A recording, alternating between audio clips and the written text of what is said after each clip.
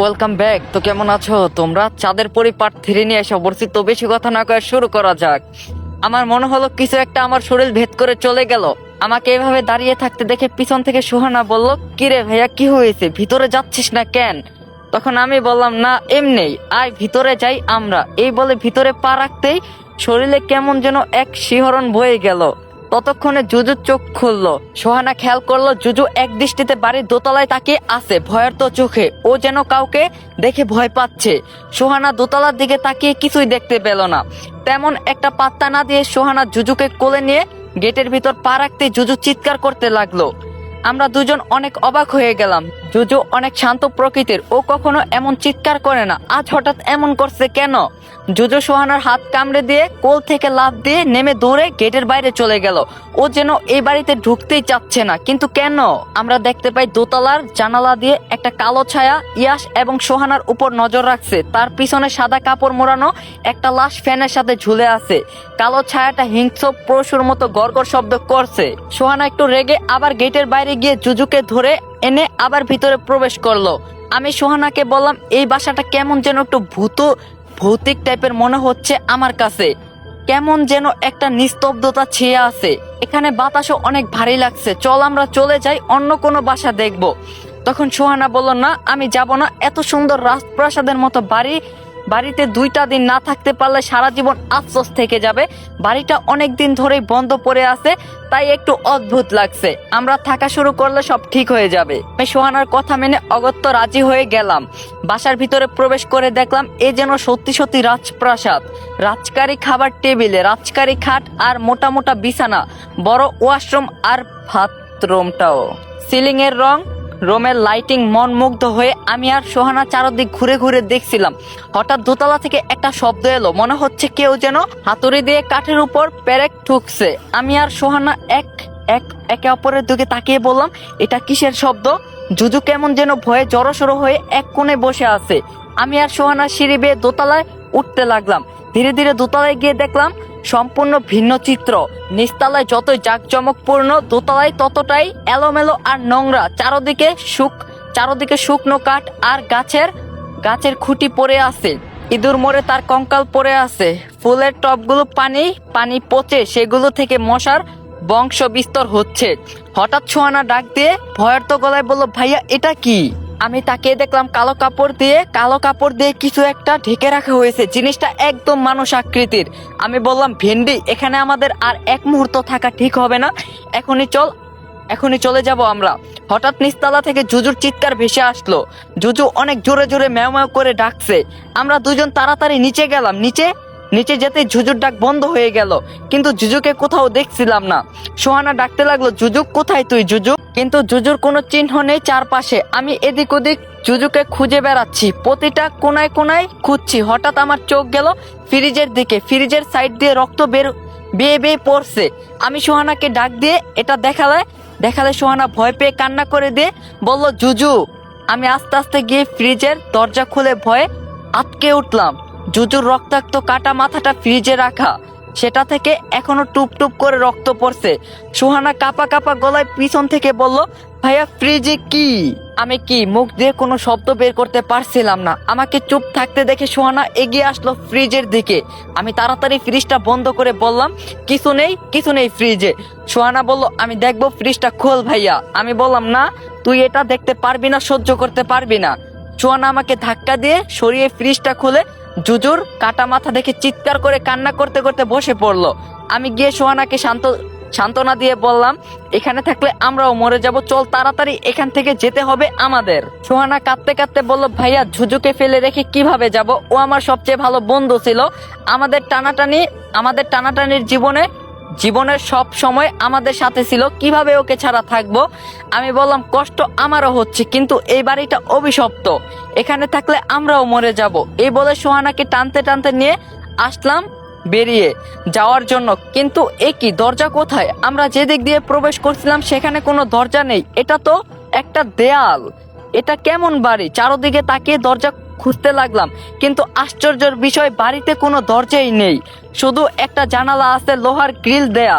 আমি দৌড়ে সেই জানালার কাছে গিয়ে গ্রিল ধরে টানতে লাগলাম, কিন্তু কোনো লাভ হলো না। হঠাৎ মনে হলো আমাদের পিছন থেকে কেউ খুব দ্রুত দৌড়ে চলে গেল। চমকে গিয়ে পিছনে তাকিয়ে দেখলাম কেউ নেই। সোহানা ভয়ে আমার হাত পা চেপে ধরে আছে। হঠাৎ কিচেনের ওই দিক থেকে থালা বাসনগুলো ঠাস ঠুস করে পড়তে লাগলো। একটা পিতলের গ্লাস পরে গড়িয়ে গড়িয়ে আমার পায়ের কাছে এসে থামলো। কিছুই বুঝতে পারছি না কি হচ্ছে এখানে। হঠাৎ পাশের রুম থেকে একটা মহিলা কণ্ঠের কাকুতি মিনতি ভেসে আসলো, আমাকে ছেড়ে দাও, আমাকে মেরো না, আমাকে ছেড়ে দাও প্লিজ। আমি আর সোহানা একে অপরের দিকে তাকিয়ে আছি। তারপর একসাথে সেই রুমের দিকে এগিয়ে গেলাম। মহিলার কান্নার শব্দটা যেন আরো বেড়ে গেল। মনে হচ্ছে তাকে কেউ খুব মারধর করছে। আমি আর সোহানা দরজার কাছে যেতেই কান্নার শব্দটা বন্ধ হয়ে গেল। সবকিছু যেন নীরব হয়ে গেল। শুনশান নীরবতা বয়ে গেল। আমি উকি মেরে রুমের ভিতরে তাকিয়ে দেখলাম কেউ নেই সেখানে। একদম ফাঁকা একটা রুম, কিন্তু একটু আগেই তো এই রুম থেকে কান্নার আওয়াজ আসছিল। আমরা আস্তে আস্তে সেই রুমে ঢুকলাম। চারদিকে তাকিয়ে দেখতে লাগলাম। হঠাৎ আমার চোখ গেল জানালার পর্দার ওপাশে কালো একটা ছায়া দাঁড়িয়ে আছে। আমি ভয়ে ভয়ে বললাম, ভেন্ডি ওটা কি? সোহানা তাকিয়ে বলল, কই কিছুই তো নেই। আমি তাকিয়ে দেখলাম সত্যি সেখানে কিছু নেই। মনের ভুল ভেবে যাই না রুম থেকে বের হতে যাব, তখনই উপর থেকে একটা সাদা কাপড় পরা লাশ ঝুলে পড়লো। সেটা ফ্যানের সাথে ঝুলেছিল। আমরা চিৎকার দিয়ে সেই রুম থেকে বের হয়ে আবার সেই জানালার কাছে এসে দাঁড়ালাম। সোহানা এখনো ভয়ে কাঁপছে। আমি ওকে ভয় কাটানোর জন্য বললাম, কিছু হয়নি, আমরা যেভাবেই হোক এখান থেকে বের হয়ে যাব, নিজেকে শান্ত রাখ। সোহানা কেঁদে দিয়ে বলল, কিভাবে? এই বাড়িতে প্রবেশ করার জন্য দরজা থাকলেও বের হওয়ার জন্য কোনো দরজা নেই। আমরা এখানে মারা পড়বো ভাইয়া, এখান থেকে জীবিত বের হতে পারবো না। জুজু অলরেডি মারা গেছে, এখানে কিছু তো আছে ভাইয়া। আমি কিছু না বলে জানালার গ্রিল ধরে বাইরে তাকাতেই হঠাৎ আমার চোখ গেল বাইরের বাগানের দুজন লোক কাজ করছে। আমি খুশি হয়ে তাদের ডাক দিলাম, এই যে ভাইয়া শুনছেন, আমরা না এখানে আটকা পড়ছি, আমাদের একটু সাহায্য করুন। কিন্তু তারা আমার কোনো কথাই শুনতে পাচ্ছে না। তারা নিজেদের মতো কাজ করেই যাচ্ছে। আমি আবার চিৎকার করে ডাকলাম তাদের, কিন্তু কোনো লাভ হলো না। খেয়াল করলাম একটা লোকের হাতে কষ্টি পাথরের আংটি। তারা দুজন লাল রঙের জামা পরে আছে। আমি সোহানার দিকে তাকিয়ে বললাম, লোক দুটা আমার কথা শুনতে পাচ্ছে না কেন? সোহানা এগিয়ে এসে জানালা দিয়ে বাইরে তাকিয়ে বলল, তুই কাদের সাহায্য করার জন্য ডাকছিস? এখানে তো কেউই নেই। আমি অবাক হয়ে বাইরে তাকিয়ে দেখলাম সত্যি সত্যি সেখানে কেউ নেই। এই মাত্র তো তারা সেখানে ছিল, হঠাৎ করেই কোথায় গায়েব হয়ে গেল। আমি আর সোহানা জানালার কাছেই বসে রইলাম। এখন এখান থেকে বের হব কিভাবে? এভাবে ফেসে যাব কখনো ভাবিনি। জুজুর কথা মনে পড়তে সোহানা কেঁদে দিল। ঠিক তখনই আমাদের অবাক করে দিয়ে জুজু জানালা দিয়ে লাফিয়ে ভিতরে প্রবেশ করলো। এটা দেখে সোহানা আর আমি প্রচন্ড ভয় পেয়ে দূরে সরে গেলাম। জুজু কিভাবে? ও তো মারা গেছে। কিন্তু জুজু ম্যাও করে সোহানার কোলে গিয়ে বসে পড়লো। আমি দৌড় গিয়ে ফ্রিজ খুলে দেখলাম সেখানে জুজুর কাটা মাথাটা নেই, আর না কোনো রক্তের ছাপ। সবকিছু যেন উধাও হয়ে গিয়েছে। তার মানে জুজু মারা যায়নি। এটা বুঝতে পেরে সোহানা জুজুকে জড়িয়ে ধরে কান্নায় ভেঙে পড়লো। আমার মাথায় একটা জিনিস ঘুরছে, জুজুর মৃত্যুটা আমাদের মনে ধোঁকা ছিল। ধোঁকাটাকে আমরা সত্য বলে মেনে নিয়েছিলাম। হঠাৎ দোতলা থেকে আবার সেই কাঠের পেরেক ঠুকুর ঠুকুর শব্দ ভেসে আসলো। এবার সোহানা আর জুজুকে একা ছাড়লো না, ওকে কোলে নেই আমরা ধীরে ধীরে সিঁড়ি বেয়ে দোতলায় উঠতে লাগলাম। আমরা দোতলায় পৌঁছাতে যথারীতি শব্দটা বন্ধ হয়ে গেল। আমি দেখতে পেলাম একটা পুরাতন কাঠের আলমারি, সেটাতে একটা পেরেক অর্ধেক ঢুকানো। দেখে মনে হচ্ছে কেউ এখানে পেরেকটা ঢুকানোর চেষ্টা করছিল। আমি সোহানাকে বললাম, চারদিকে খেয়াল রাখ। আমি আলমারিটা খুলে দেখছি কি আছে এটার ভিতর। এই বলে আমি ধীরে ধীরে আলমারির দিকে এগিয়ে গেলাম। আলমারির সামনে দাঁড়াতেই কেমন যেন মনে হলো সেটা নড়ে উঠলো। ভয়ে ভয়ে এক টান দিয়ে আলমারিটা খুলতে দুইটা মানুষের কঙ্কাল উপর হয়ে আমার উপর পড়লো। আমি ভয়ে চিৎকার করে উল্টে পড়ে গেলাম। কঙ্কাল দুইটা আমার উপর পড়লো। সোহানা দৌড়ে এসে কঙ্কাল দুটা সরিয়ে দিল আমার শরীরের উপর থেকে। আমি উঠে নিজেকে সামলে নিয়ে কঙ্কালের দিকে তাকিয়ে দেখলাম অনেকদিন আগে মারা যাওয়াতে তাদের শরীর কঙ্কালে পরিণত হয়েছে, কিন্তু তাদের জামাগুলো এখনো নষ্ট হয়নি। তারা দুজনেই লাল জামা পরেছিল, যেটা আমি ওই দুজন লোককে বাগানে কাজ করার সময় দেখছিলাম। তার মানে কি ওই দুইজনের কঙ্কাল এগুলো? তারা মৃত ছিল। নিশ্চিত হওয়ার জন্য আমি কঙ্কালের হাত চেক করে দেখলাম, হ্যাঁ, সেই কষ্টি পাথরের আংটিটাও আছে একটা কঙ্কালের হাতে। গাইস, আপনাদের বইলা রাখি, এই দুইজন হচ্ছে সেই চোরগুলো যারা চুরি করতে এসে এখানে মারা গিয়েছিল, তাদের মেরে আলমারির ভিতর ঢুকিয়ে রাখা হয়েছিল। তখন আমি বললাম, ভেন্ডি, আমি এই দুইজনকে বাগানে কাজ করতে দেখছিলাম আর তাদের কাছে চিৎকার করে সাহায্য চাইছিলাম, কিন্তু এরা তো দেখি মৃত, তাহলে তারা কারা ছিল? তখন সোহানা বলল, মৃত মানুষকে তুই কিভাবে দেখতে পেলি? হয়তো হয়তো ওটা মনের ভুল ছিল। এটা বলতেই জুজু সোহানার কোল থেকে লাফ দিয়ে নেমে সেই কালো কাপড় দিয়ে ঢাকা মানুষ আকৃতি জিনিসটার কাছে গিয়ে ম্যাও করতে লাগলো। এটা দেখে আমরা একজন আরেকজনের দিকে তাকিয়ে বললাম, নিশ্চয়ই এখানে কিছু আছে, এটা খুলে দেখতে হবে। সোহানা বলল, না ভাইয়া, আমার খুব ভয় করছে, এটা খোলার দরকার নেই। তখন আমি বললাম, এখানে আমরা আটকা পড়ছি, চাইলেও এখান থেকে বের হতে পারবো না, তাই আমাদের খুঁজতে হবে এই বাড়ির রহস্য কি।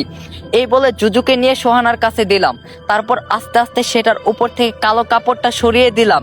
আমরা দুজনেই আটকে উঠলাম। তো একটা কফিন, কিন্তু এটা সম্পূর্ণ মানুষের শরীরের আকৃতির। প্রাচীনকালে মিশরে এমন কফিন মানুষের মমি রাখা হতো। কফিনের উপর ঢাকনাটা একদম হালকা করে লাগানো, ধাক্কা দিলেই সরে যাবে। আমি সোহানার দিকে একবার তাকিয়ে কফিনের ঢাকনাটা হালকা ধাক্কা দিতেই সেটা অল্প একটু সরে গেল। তখনই ভিতর থেকে রং বেরঙের কয়েকটা প্রজাপতি বেরিয়ে এলো। ডানা ঝাপটাতে ঝাপটাতে একটা প্রজাপতি এসে আমার হাতের উপর বসতেই আমি যেন একটা ঘোরের মাঝে চলে গেলাম। আমি দেখলাম মায়ের ডেলিভারির পেন উঠছে, মা ব্যথায় ছটফট করছে বিছানায় শুয়ে।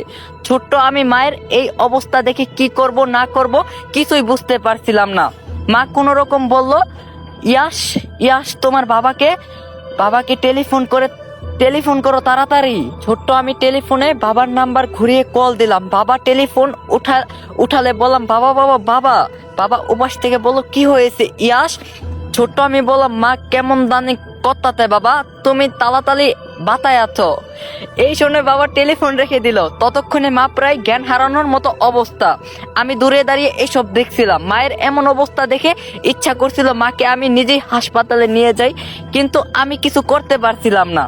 কিছুক্ষণের মাঝে বাবা একজন নার্সকে নিয়ে বাসায় আসলো হন্তদন্ত হয়ে। নার্স বাবা এবং ছোট্ট আমিকে বাইরে অপেক্ষা করতে বলে ঘরের দরজা বন্ধ করে দিল। বাবা টেনশনে এদিক ওদিক পায়চারি করছিল। ছোট্ট আমি তখন বুঝতে পারছিলাম না মায়ের কি হয়েছে, তাই বাবাকে একটু পরে জিজ্ঞাসা করছিলাম, বাবা মায়ের কি হইতে? গলের ভিতর মা কি করতাতে? বাবা কিছু না বলে শুধু আমার মাথায় হাত বুলিয়ে দিয়েছিল। কিছুক্ষণ পর ভিতর থেকে শিশুর কান্নার শব্দ ভেসে আসলো। নার্স দরজা খুলে একটা ফুটফুটে মেয়ে বাবুকে নিয়ে বের হয়ে বলল, ভাইজান, মেয়ে হয়েছে আপনার। বাবা আনন্দে কেঁদে দিয়ে মেয়েকে কোলে নিয়ে চুমু খেয়ে বলল, বাবুর মা কেমন আছে? নার্স মন খারাপ করে বলল, আমাকে মাফ করে দিয়েন ভাইজান। বাবা ভয় পেয়ে বলল, কি হয়েছে, কি বলছেন আপনি? নার্স বাবার দিকে অসহায়ের মতো তাকিয়ে বলল, ভাবিকে বাঁচাতে পারিনি, অতিরিক্ত ডেলিভারির পেন সহ্য করতে না পেরে ভাবি নিঃশ্বাস নিতে পারিনি। বাচ্চাকে তো বাঁচিয়ে নিয়েছি আমি, তবে ভাবিকে বাঁচাতে পারিনি।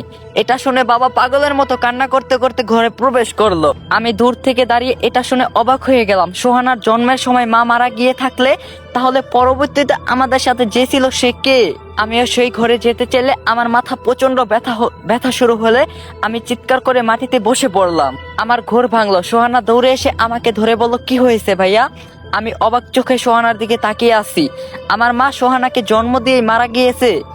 তাহলে আমরা যাকে মা বলে জানতাম সে কে ছিল? এটা কিভাবে হতে পারে? মাকে কিছু বলতে না দেখে সোহানা বলল, কিরে ভাইয়া, কথা বলছিস না কেন, কি হয়েছে? আমি সোহানাকে এই ব্যাপারে কিছু বললাম না। আমি বললাম, কিছু না। এই বলে আমি তাড়াতাড়ি কফিনের ঢাকনাটা পুরো সরিয়ে ফেললাম এবং যা দেখলাম তাতে হা করে তাকিয়ে রইলাম। আমাকে এভাবে থাকতে দেখে সোহানা বলল, কি আছে ভাইয়া ওর ভিতরে? এই বলে এগিয়ে এসে দেখে অবাক হয়ে বলল, এটা তো সেই কথা নামের মেয়েটা। কফিনের ভিতর কথা নামের মেয়েটার শরীর মনে হচ্ছে সে যেন ঘুমিয়ে আছে। সেই সাদা 3 পিসটা পরা, চেহারা সেই উজ্জ্বলতা। গাইস, আজকের পার্টটা এখানে এন্ড করলাম। বেশি লং করতে পারলাম না, এক জায়গায় আসি, ব্যস্ততার মাঝখানে ভিডিও দিছি। তো ভিডিওটা বেশি লাইক দিবেন। চ্যানেলে নতুন না থাকলে অবশ্যই চ্যানেলটা সাবস্ক্রাইব করবেন। দেখা হইব পার্ট 4-এ। সবাই ভালো থাকেন, সুস্থ থাকেন।